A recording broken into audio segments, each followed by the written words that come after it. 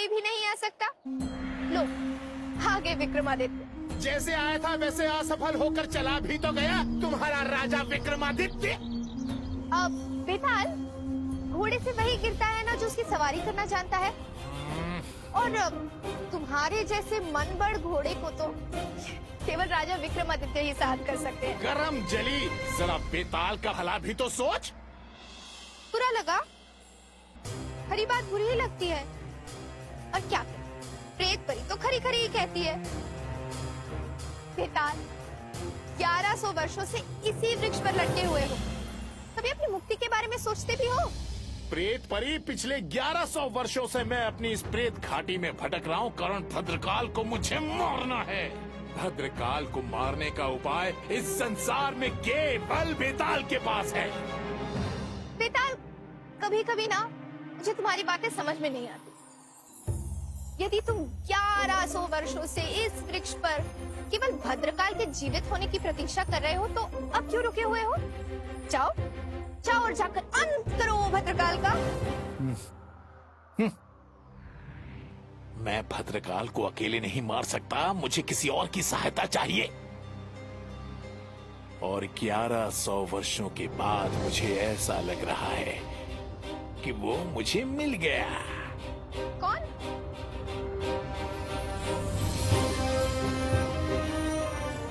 विक्रमादित्य।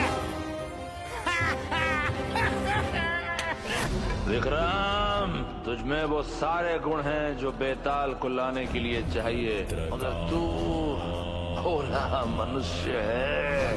वो बेताल चतुर, ऐसे भ्रमित करके वो बेताल विक्रम के हाथ नहीं आएगा।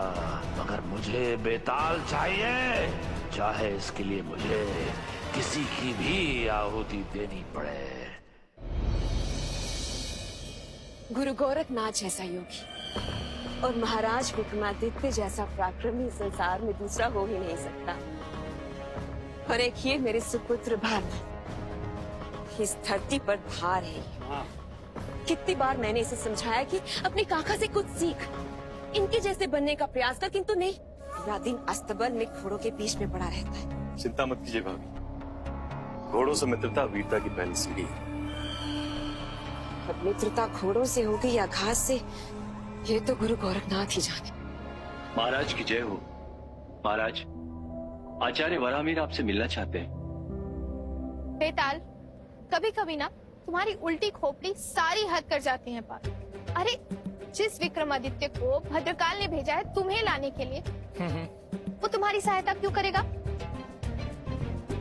प्रेत परी, विक्रमादित्य ने बेताल और भद्रकाल के 1100 वर्षों से चलते युद्ध में, धर्म युद्ध में प्रवेश किया है। अब भले ही अधर्म का शस्त्र बना है, पर वो धर्म का सारथी है। उसमें वो सभी गुण हैं जो भद्रकाल को उसके अंत तक ले जाएंगे। चतुर बेताल, चतुर। एक ही बार मिलकर तुमने ये निर्णय कर लिया कि विक्रम ही वो महागुणी है जो तुम्हें यहाँ से ले जाएगा और भद्रकाल की छोड़कर तुम्हारी सुनेगा। वाह, चतुर।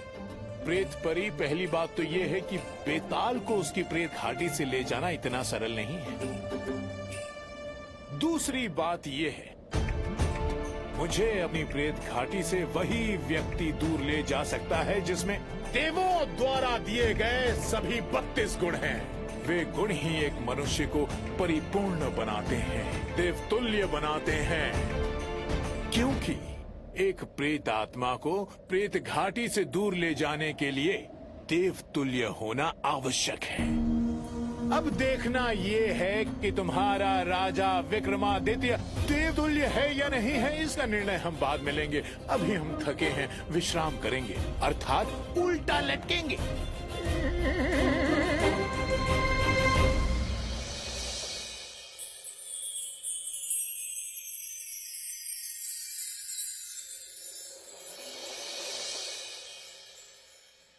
महाराज, जिस समय काल में वो सन्यासी भद्रकाल हमारे राजमहल में आया था, मैंने उसी को आधार मानकर इस कुंडली का निर्माण किया है, परंतु इससे भी उसके जीवन का और छोर कुछ पता नहीं चल रहा।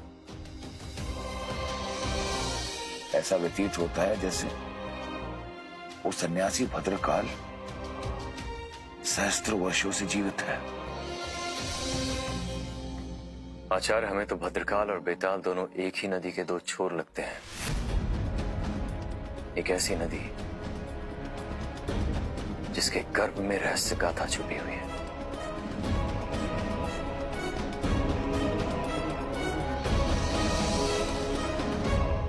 रहस्य गाथा तो है राजा विक्रमादित्य की। इस गाथा को समझने के लिए मनुष्य में जीवन को सार्थक करने वाले 32 गुण होना आवश्यक है, और उन सभी गुणों में मानवता सर्वप्रथम गुण है।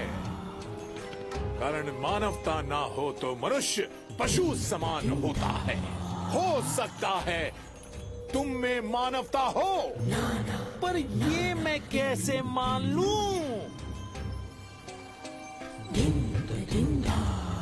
राजा विक्रमादित्य, मैंने निर्णय ले लिया।